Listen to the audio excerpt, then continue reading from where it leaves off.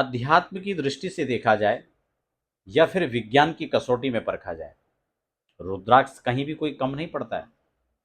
रुद्राक्ष की अनंतानंत महिमाएं हैं। रुद्राक्ष को जब भी आप धारण करें तो भगवान शिव के प्रसाद को स्वीकार करके आप धारण करें।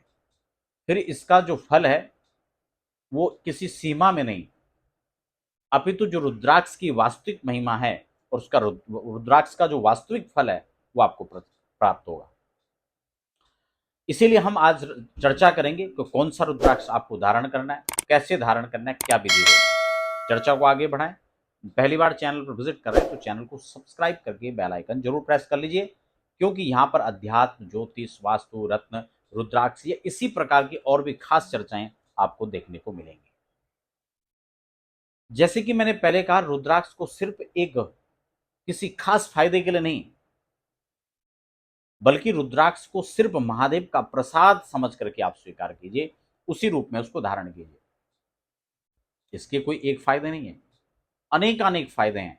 इसलिए किसी एक फायदे को बता करके और उस रुद्राक्ष की महिमा को बता देना, मुझे लगता है वो रुद्राक्ष की महिमा पर कहीं ना कहीं उसके फल में न्यूनता को लाना है।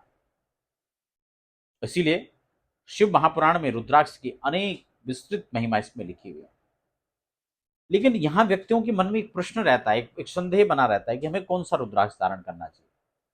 यूं तो कोई भी रुद्राक्ष बिना परामर्श के धारण किया जा सकता है, कभी भी धारण किया जा सकता है, लेकिन श्रेष्ठ समय में श्रेष्ठ विधि से यदि धारण किया जाए तो उस व्यक्ति को अनेक उसके लाभ प्राप्त होंगे। इसलिए श्रावण का जो महीना है वो रुद्राक्ष धारण के लिए बहुत श्रेष्ठ है। उसमें भी कोई सोमवार पड़े, विशेष पूजा अर्चना रुद्राभिषेक के साथ आप धारण करें तो उस रुद्राक्ष की और भी महिमा बढ़ जाती है। वृष राशि और तुला राशि, इन दोनों का जो स्वामित्व प्राप्त है वो शुक्र ग्रह को है।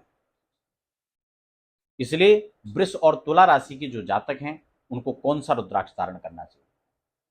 आप दोनों के लिए या तो 8 मुखी या 7 मुखी रुद्राक्ष बहुत श्रेष्ठ है। उसमें भी 7 मुखी ज्यादा अच्छा है, क्योंकि लक्ष्मी, धन, वैभव प्राप्त जीवन में कराता है और इसकी आवश्यकता हर व्यक्ति को है। धारण कैसे करना है? आप किसी भी धागे में, चाहे लाल रंग का हो, काले रंग का हो, कोई फर्क नहीं पड़ता है।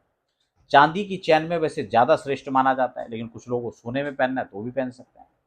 ओम नमः शिवाय मंत्र से आप इसको प्रतिष्ठित करें।